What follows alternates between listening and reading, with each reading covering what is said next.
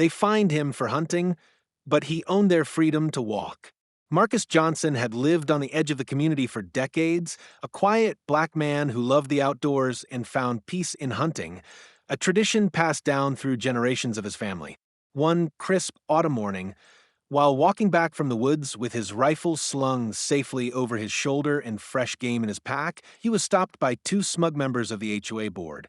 They informed him that he was being fined thousands of dollars for violating community rules by hunting, despite the fact that he hunted entirely on his own property, well beyond their jurisdiction.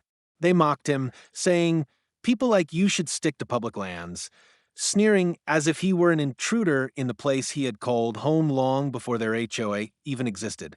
At first, Marcus felt humiliated, the sting of their condescension burning into him, but he swallowed his pride and said nothing.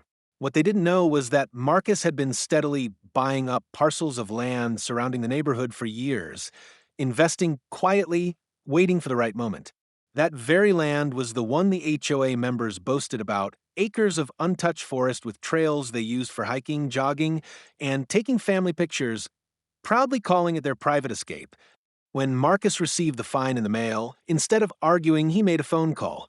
Within a month, legal papers were filed, fences went up, and large signs appeared on the trailheads. Private property. Trespassers will be prosecuted. Asterisk, asterisk, the entire neighborhood was stunned. Their morning runs and weekend hikes vanished overnight, replaced with locked gates and silence.